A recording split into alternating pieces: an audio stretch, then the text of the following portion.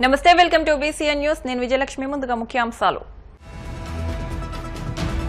యువతులను వేధిస్తున్న ఆకతాయిలపై తక్షణ చర్యలు తీసుకోండి. తిరుపతి పోలీసులను ఆదేశించిన డిప్యూటీ సీఎం పవన్ కళ్యాణ్.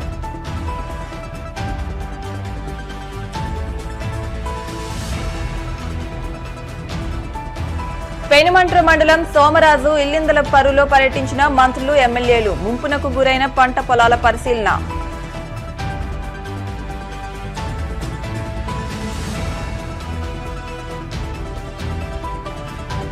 గండేపల్లి మండలంలోని 16వ నెంబర్ జాతీయ రహదారిపై ఘోర రోడ్డు ప్రమాదం. ఒకే మోటార్ సైకిల్ పై వెళ్తున్న ముగ్గురు అక్కడికక్కడే మృతి.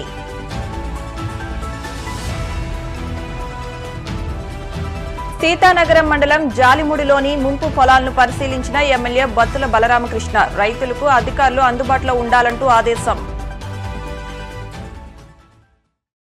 యువతులను, మహిళలను కొందరు ఆకతాయిలు వేధిస్తున్నారన్న ఫిర్యాదుపై deputy CM Pawan Kalyan serious గా స్పందించారు. వెంటనే వారిని కట్టడి చేయాలని, కఠిన చర్యలు తీసుకోవాలని ఆదేశాలు జారీ చేశారు. వెంటనే స్పందించిన తిరుపతి పోలీసులు ఆ ఆకతాయిలను పట్టుకుని కేసులు నమోదు చేశారు. రాష్ట్రంలోని వివిధ ప్రాంతాల నుంచి జనసేన కార్యాలయానికి వచ్చిన ఫిర్యాదులపై డిప్యూటీ సీఎం పవన్ కళ్యాణ్ దృష్టి పెట్టారు. జనసేన కార్యాలయంలోనే ఫిర్యాదుల పరిశీలన కార్యక్రమాన్ని నిర్వహించారు. తన కార్యాలయ సిబ్బందితో కలిసి స్వయంగా ప్రతి అర్జీలను క్షుణ్ణంగా చదివారు. తన శాఖల పరిధిలోని ప్రతి అంశాన్ని అధికారులతో మాట్లాడి నిర్దేశిత వ్యవధిలో పరిష్కరించాలని ఆదేశాలిచ్చారు. నాకు రెగ్యులర్గా మన రిపీటెడ్ కంప్లైంట్స్ ఉన్నాయి sir. Just I want bring it your notice. Madhu గారు చెప్పారు కదా సార్, కొంచెం చూడండి సార్. వాళ్ళు small submission, sir. One motorcycle was immediately fitted with the regular silencer, and the council also already counseled. They are taken to police station and counseled 4 days back, sir, because that 6th line, one of the person in 6th line, sir, NTR colony complained, sir. Already we have taken these 2 guys to the police station and physically counseled and already given warning. And ఒక motor cycle చెన్నైకి వెళ్ళింది అంటే ఇంకో motor cycle దొరికి దానికి immediate గా ఈ silencer కూడా చేశారు సార్. రెండోసారి ఇప్పుడు మళ్ళీ పంపిస్తున్నారు సార్. యాక్చువల్లీ నాకు రెగ్యులర్ కంప్లైంట్స్ అంటే రౌడిజం ఎక్కువ అయిపోయిందని కొంచెం మీరు అది కొంచెం సీరియస్గా తీసుకోవాలి సార్. Please contact. ఒకసారి అందరికీ జనరల్ కౌన్సిలింగ్ ఇచ్చేయండి సార్. ఫర్ సిటిజన్ కొంచెం ముందుకు రమ్మని చెప్పండి సార్. Otherwise thank you. లేదు ఎవరికన్నా ఏదన్నా అసభ్యంగా మాట్లాడినట్టు కానీ ఏదన్నా ఎవరన్నా అసభ్యంగా కామెంట్ చేసినట్టు కానీ ఉందంటే మాత్రం మీ మీద సీరియస్గా యాక్షన్ తీసుకుంటాం. అలాంటి ఏదన్నా ఉంటే మీరు అందరూ మాకు చెప్పండి. వీటిలో వీళ్ళ వల్ల ఉందని చెప్పేసి మాకు తెలియదు వస్తుంది కాబట్టి అందుకనే మీ అందరిని పిలిపించి మీ ముందే వీళ్ళని అడగడానికి కారణం. ఎందుకంటే ఏదైనా మీరు ఇంకానే ఈ వీధిలో మళ్ళీ ఏదైనా స్పీడ్గా పడిపోతా లేదు ఎవరికన్నా ఏదైనా కామెంట్ చేసినట్టు ఉన్నా కానీ మీ మీద సీరియస్గా యాక్షన్ తీసుకుంటాం. చెప్తున్నా వేరే సైలెన్స్ ఏమన్నా పెట్టున్నా కానీ ఊరుకునే ఉండదు. ఏమన్నా వచ్చారా ఎవరన్నా మొదట్లో మరి మీరంతా కన్సల్ట్ పెట్టుకోండి. మీరు అందరు ఇచ్చినా కూడా భయం ఉన్నా సార్. చూడండి వాళ్ళు ఇంకా 10 మంది కలిసి వస్తారు. దానికాయలు మదర్శవంతకాయలు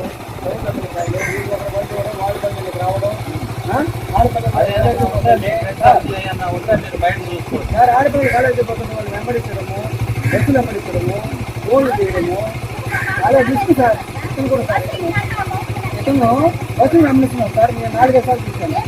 ఆడపిల్లలు చదువుకుని పోయే వాళ్ళకి చాలా డిస్టర్బెన్స్ సార్.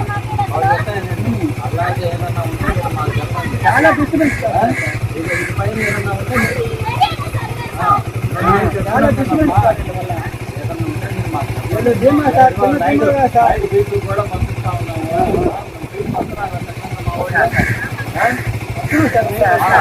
అంటే వీళ్ళు లైన్ మూడో లైన్లోనే వెళ్తారు.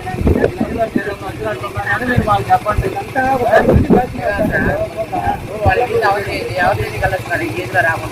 అందుకే చెప్తా ఉన్నాను నేను అదే చెప్తాను. చిన్న బిడ్డలు బైక్ లో పోతుంటే మీ వీధిలోనే వెళ్ళండి, మీ వీధిలోనే రండి.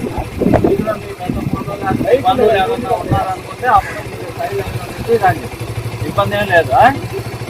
మీరు ఇంకోసారి ఏదన్నా మీకు ఇక్కడ పొరపాటు వచ్చిందని అంటే ఊరుకోండి.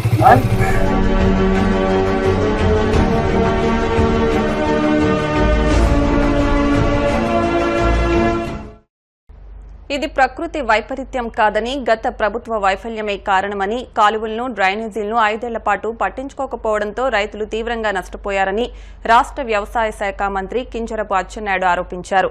పశ్చిమ గోదావరి జిల్లా పెనుమంట్ర మండలం సోమరాజు ఇల్లిందలపర్రులో గోస్తాని నది జీఎన్వి కెనాల్ పోటెత్తి ముంపునకు గురైన పంట పొలాలను పరిశీలించారు. అనంతరం రైతులతో ఇష్టాగోష్ఠి నిర్వహించారు. రైతులు, కౌలు రైతులను ఆదుకోవాలని, విత్తనాలు సరఫరా చేయాలని, ముంపు వాటిల్లకుండా శాశ్వత పరిష్కారం చేయాలని మంత్రుల బృందానికి వివరించారు. దీనిపై స్పందించిన మంత్రి అచ్చెన్నాయుడు మాట్లాడుతూ నాట్లు వేసి నెల రోజులు దాటిందని, ఎకరాకు 18,000 రూపాయలు ఖర్చు పెట్టి రైతులు నాట్లు వేశారని, రైతులకు పూర్తి సహాయ సహకారాలు ప్రభుత్వం అందిస్తుందని హామీ ఇచ్చారు. వచ్చే వేసవిలో శాశ్వత పరిష్కారం చూపుతామని, జీఎన్వి కెనాల్, గోస్తాని నది ఆధునీకరణ చేపట్టి భవిష్యత్తులో వరదలు రాకుండా చర్యలు చేపడతామని రైతులకు హామీ ఇచ్చారు. ఈ బృందంలో హోంమంత్రి వంగలపూడి అనిత, జలవనరుల శాఖ మంత్రి నిమ్మల రామానాయుడు, ఆచంట ఎమ్మెల్యే పితాని సత్యనారాయణ, తణుకు ఎమ్మెల్యే ఆరమిల్లి రాధాకృష్ణ, జిల్లా కలెక్టర్ చదలవాడ నాగరాణి, వివిధ శాఖల అధికారులు, ప్రజాప్రతినిధులు పాల్గొన్నారు. చాలా బాధ, ఆవేదన కలుగుతుంది. రైతులు వ్యవసాయాలు పెట్టి, పెట్టుబడి పెట్టి, సర్వం పెట్టిన తర్వాత ఈ రోజు వరదొచ్చి మొత్తం పంటంతా నష్టపోవడం చాలా బాధాకరం. ఇది ప్రకృతి వైపరీత్యం కాదు, ప్రభుత్వాలు సరిగా నిర్ణయాలు చేయకపోవడం వల్ల రైతుకి ఇబ్బందులు జరుగుతున్నాయి.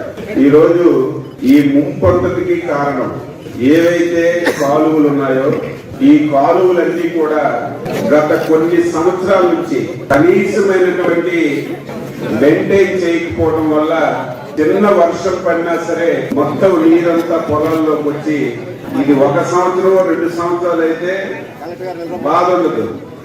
గత 5-6 సంవత్సరాల నుంచి ఇదే పరిస్థితి వచ్చి రైతులు తీవ్రమైనటువంటి నష్టానికి గురవుతున్నారు. మీకు ప్రభుత్వం తరఫున స్పష్టంగా మాటిస్తున్నాం, మీకు జిల్లాకి చెందినటువంటి వ్యక్తే నీటిపారుదల శాఖ మంత్రిగా ఉన్నారు. ఈ కాలువల మీద మన ముఖ్యమంత్రి చంద్రబాబు నాయుడు గారికి పూర్తి అవగాహన ఉంది.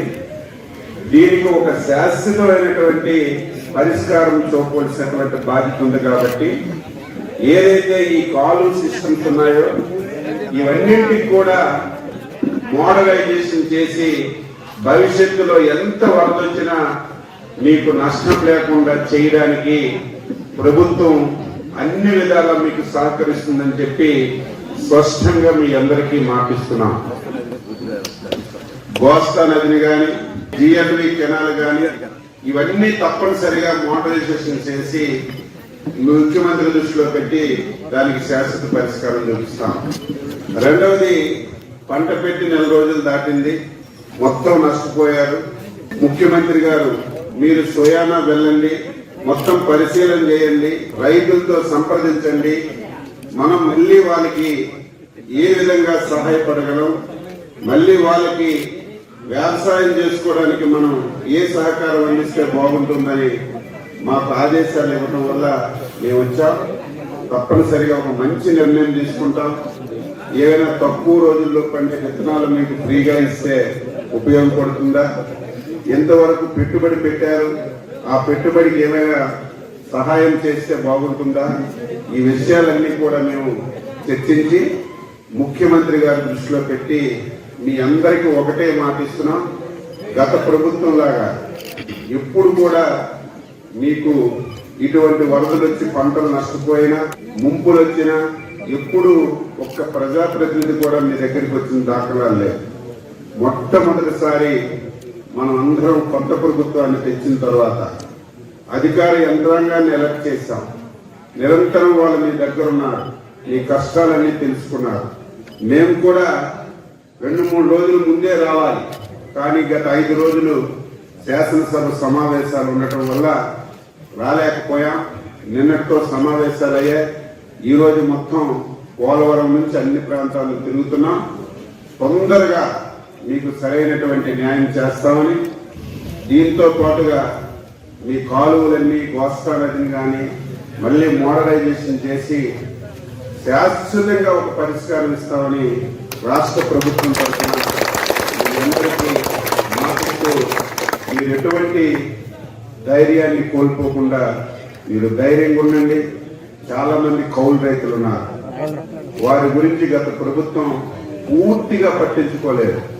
ఈసారి కౌలు రైతుల గురించి కూడా మేము శ్రద్ధ పెట్టాం. ప్రతి కౌలు రైతుకి న్యాయం చేయడానికి ఒక ప్రణాళిక వేసుకొని ముందుకెళ్తున్నాం. గతంలో 2014-19 చంద్రబాబు నాయుడు ముఖ్యమంత్రిగా ఉండేటప్పుడు కౌలు రైతులకి కార్డులు ఇచ్చి అన్ని రకాలుగా ఉపయోగం చేసినాం. ఈ ప్రభుత్వం మారిన తర్వాత ఆ చట్టాన్ని మార్చేసింది. ఎవరైనా రైతు సంతకం పెడితే తప్ప కౌలు రైతుకి కార్డు ఇచ్చే పరిస్థితి లేదు. దీనివల్ల ఏ రైతు ముందుకు రావడం లేదు. దానివల్ల కౌలు రైతుకి తీరినటువంటి అన్యాయం జరుగుతుంది. ముఖ్యమంత్రి గారు దృష్టిలో పెట్టాం.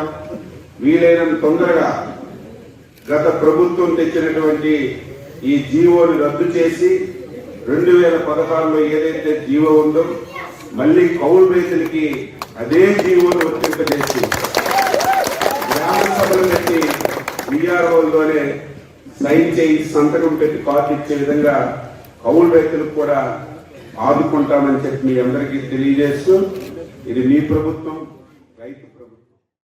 తిరుపతి జిల్లా గూడూరు పట్టణంలోని శ్రీ ప్రసన్న వెంకటేశ్వర స్వామి దేవస్థానంలో శనివారం రాత్రి శ్రీవారికి పల్లకీ సేవ, సహస్ర దీపాలంకరణ సేవ వైభవంగా నిర్వహించారు. స్వామివారు ఉభయ దేవేరులతో కలిసి ప్రత్యేక అలంకరణలో భక్తులకు దర్శనమిచ్చారు. వేద పండితుల ఆధ్వర్యంలో మేళ తాళాలతో సాంప్రదాయబద్దంగా స్వామివారి ప్రాకార ఉత్సవం ఘనంగా నిర్వహించారు. అనంతరం దేవస్థానం ఎదురుగా ఏర్పాటు చేసిన ఉన్న సహస్ర దీపాలంకరణ సేవా మండపంలో స్వామిని కొలువుదీర్చి దీపకాంతులతో ప్రత్యేక పూజలు నిర్వహించారు. భక్తులు స్వామిని దర్శించుకుని తీర్థ ప్రసాదాలు స్వీకరించారు.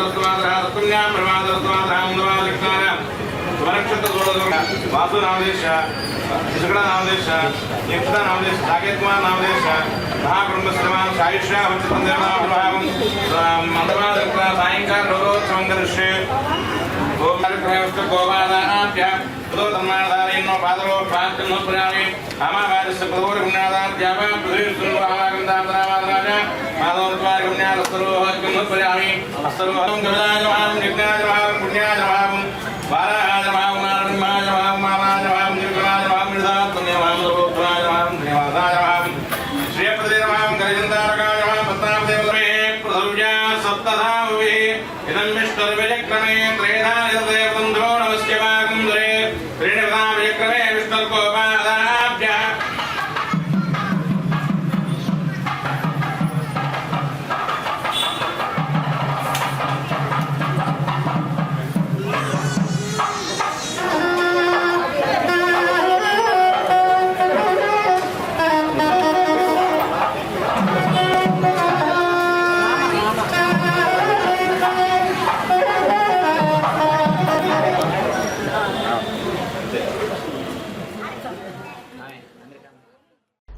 ఇప్పుడు కాసేపు ప్రకటనలు.